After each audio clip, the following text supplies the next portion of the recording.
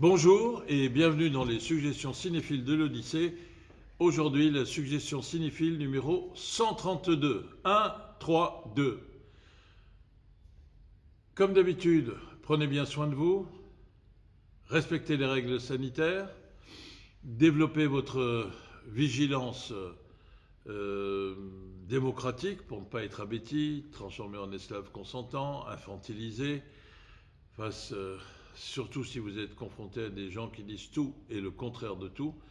Et puis, surtout, pratiquez amplement, sans limite, sans réticence aucune, la proximité cinéphilique en voyant des films et puis en suivant les activités de l'Odyssée, qui est, je l'espère, et qui restera, je l'espère, votre cinéma préféré. Poil au nez.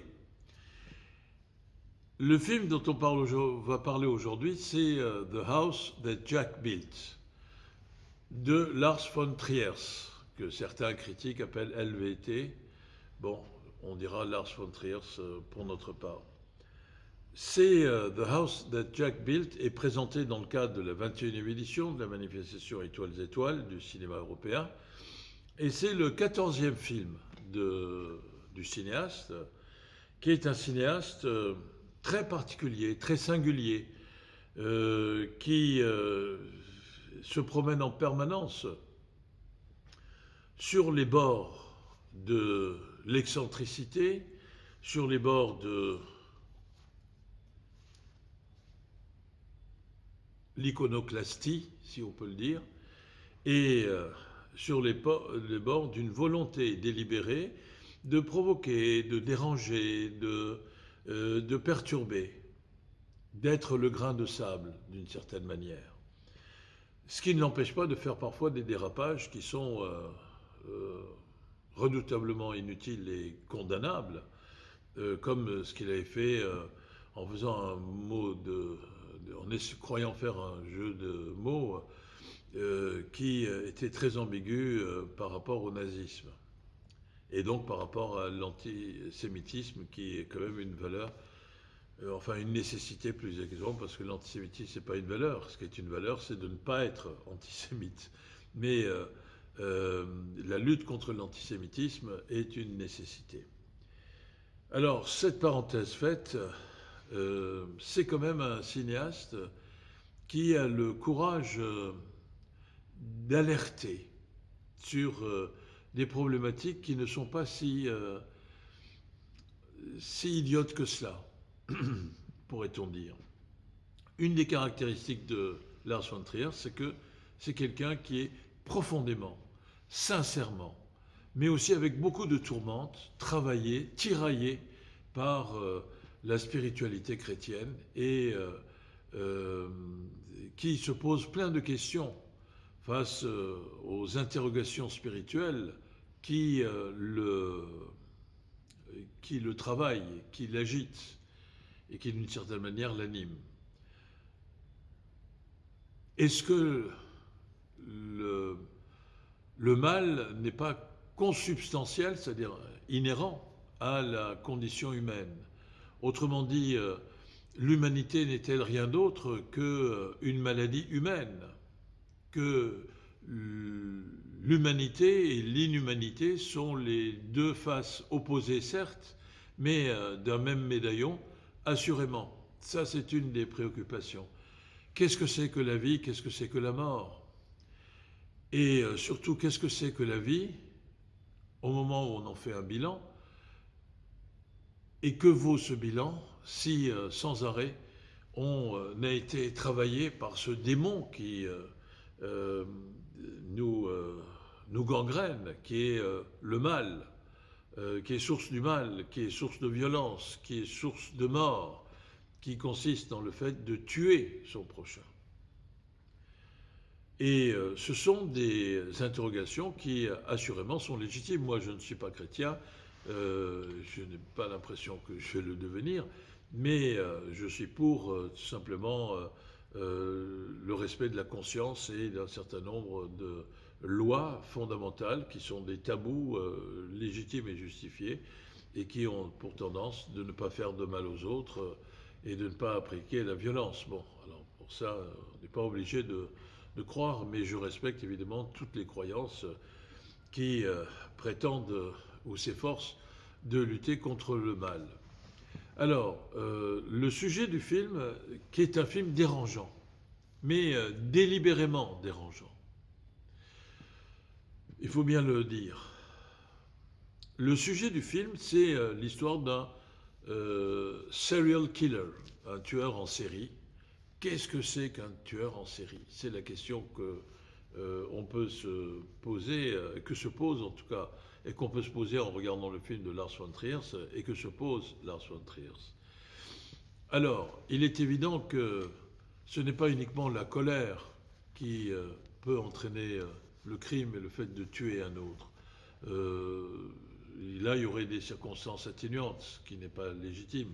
Et je me permets juste de dire à ce sujet qu'il y a un essai de Stefan Zweig qui s'appelle Conscience contre violence et qui dit tout ce qu'il y a lieu de penser, et notamment qui est d'une actualité redoutablement présente, qui dit qu'aucune conviction, aucune croyance ne peut justifier le fait de tuer quelqu'un d'autre, d'ôter la vie à quelqu'un d'autre.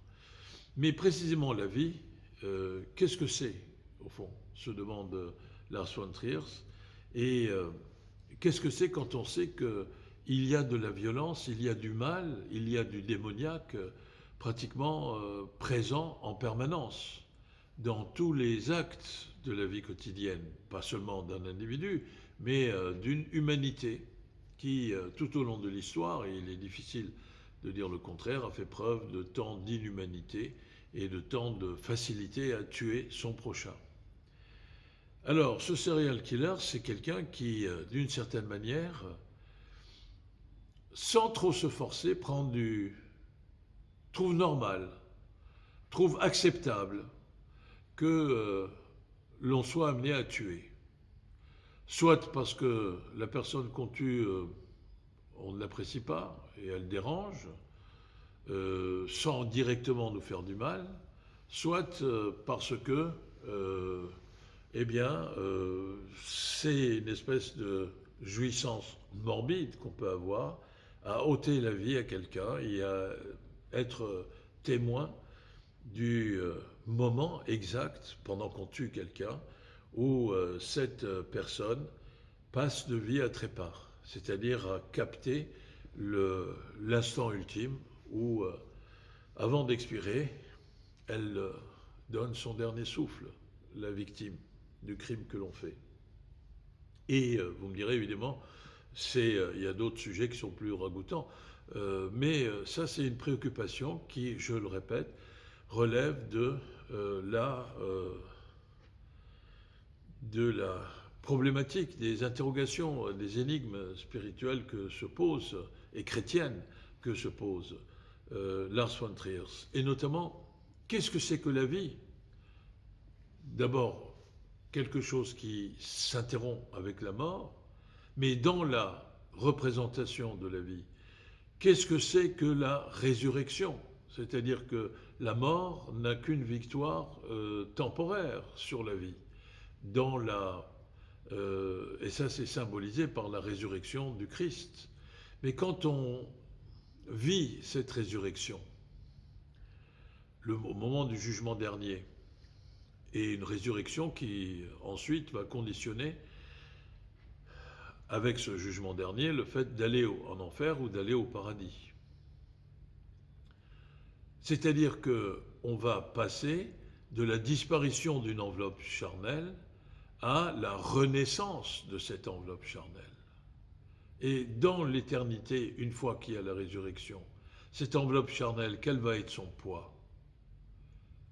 Pourquoi considérer que, au fond, en dehors de l'enveloppe charnelle, qu'on peut comparer à un ongle qu'on coupe, une fois que l'ongle est coupé, il n'y a plus besoin de chercher à le recoller à notre doigt.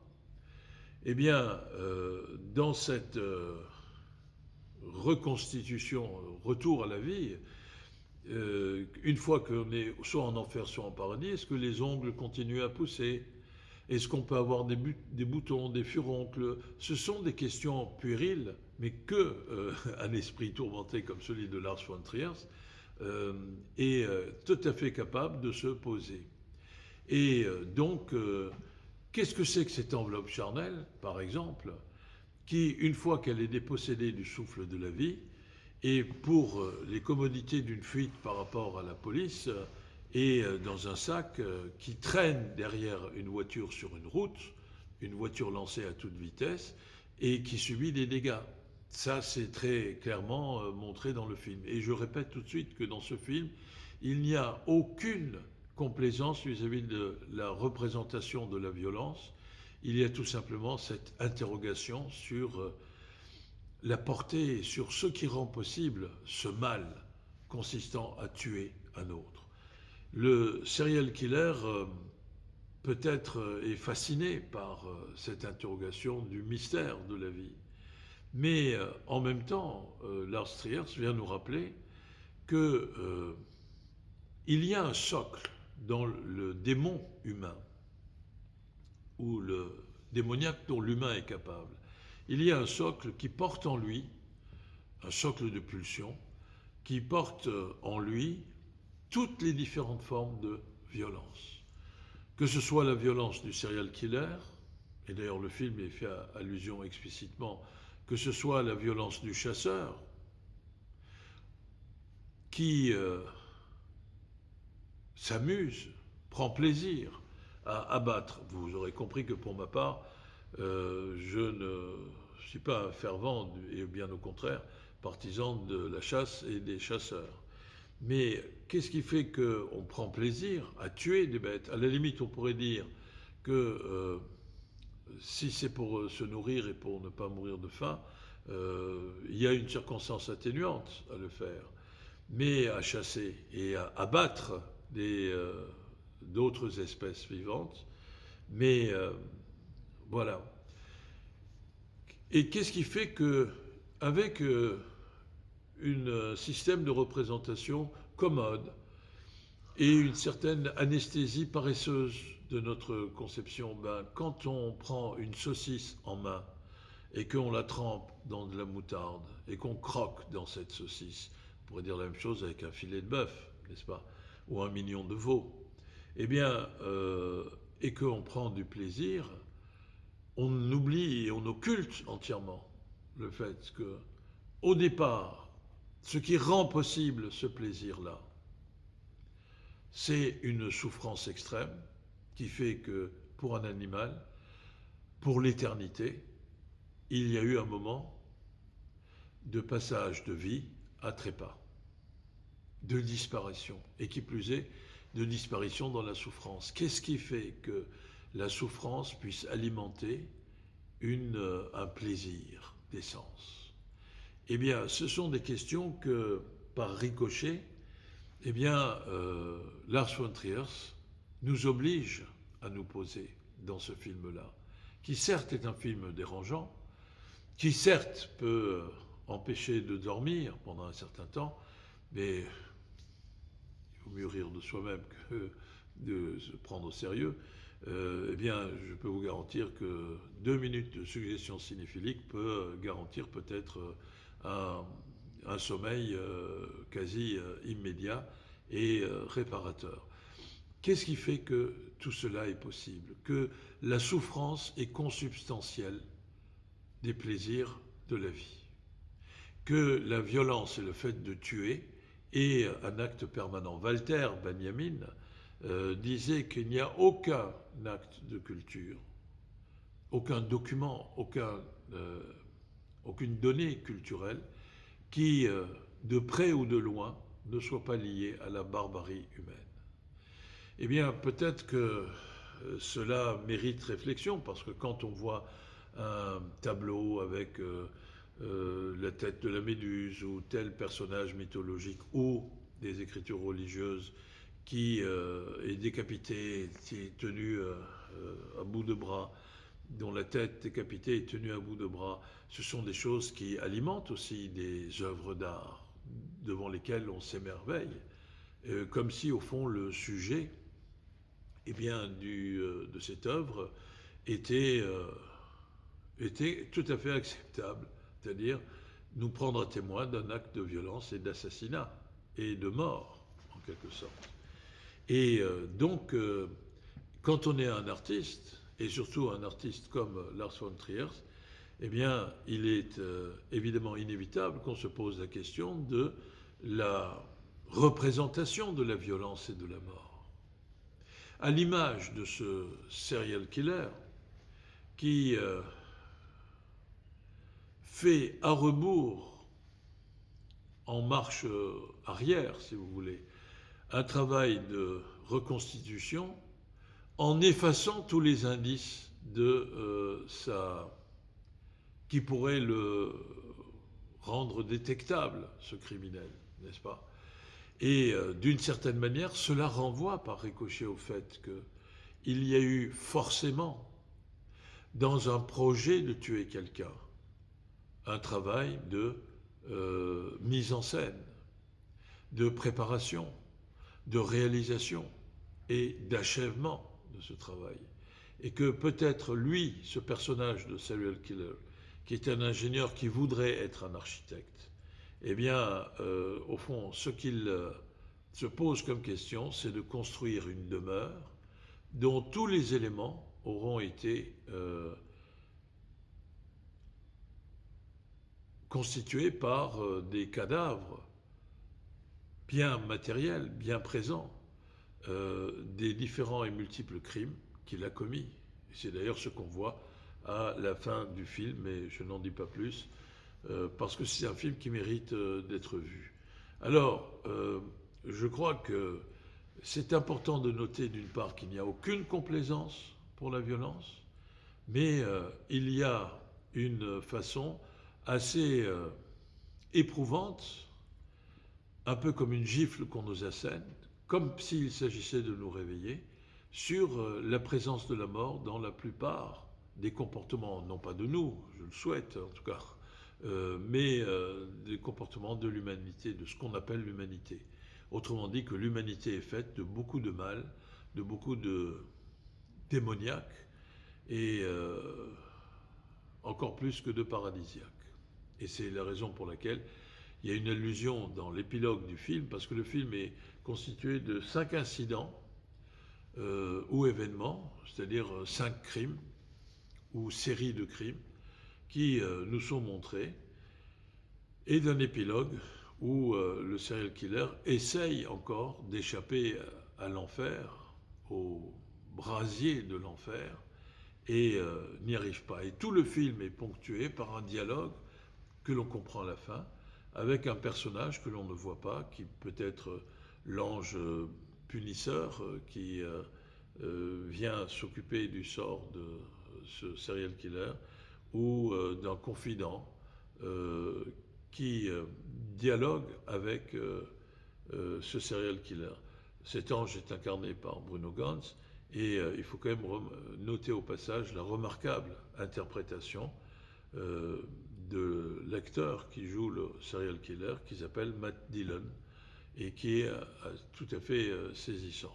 Il y a aussi un certain nombre d'actrices qui sont connues, par exemple Uma Thurman, au début du film, qui, par inconscience, par bêtise, par aussi mauvais caractère, ce qui ne justifie pas qu'on la tue, évidemment, enfin son personnage, eh bien, va provoquer, va être le chiffon rouge qui va mettre en mouvement le comportement, déclencher les pulsions meurtrières du serial killer.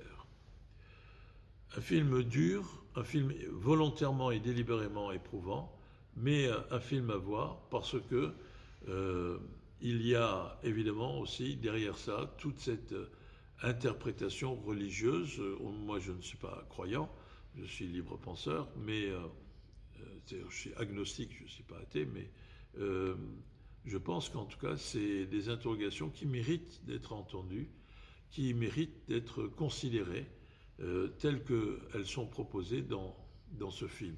Vous voyez, ce qui est intéressant, c'est que dans les religions qui sont ce qu'on appelle les religions du livre, il y a toujours ce problème de la vie, la mort, la résurrection de la vie, pour pouvoir justement aller faire face au tribunal du jugement dernier et pour savoir si on va au paradis ou en enfer après. Vous avez d'autres religions, plutôt en Asie, qui disent que la vie, la mort, tout ça sont des étapes d'un cercle dont le début et la fin sont partout.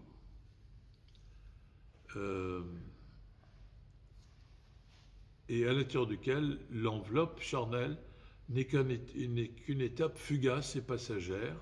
Et ce qui importe, c'est le parcours de l'âme, du souffle, de l'énergie vitale qui anime une enveloppe charnelle qui, sans cette énergie, n'est rien d'autre qu'un objet mort, une nature morte, pour reprendre le terme des peintures. Eh bien, lui, il pense que la nature n'est pas morte, mais que la vie et la mort sont les deux moments décisifs d'une trajectoire qui passe de la naissance au jugement dernier. Lui, c'est Lars von Trier, évidemment. Et donc, pour toutes ces raisons, le film est à voir, même si après, on peut attendre un certain temps avant de le revoir. Mais c'est un grand film, c'est un film fort. C'est un film qui nous prend, nous secoue et nous culbute dans les espaces de l'interrogation, de l'énigme, et nous prend à témoin des tourmentes qui travaillent l'esprit et l'âme, probablement, de ce réalisateur qui est Lars von Trier. À très bientôt, merci beaucoup, prenez bien soin de vous, au revoir.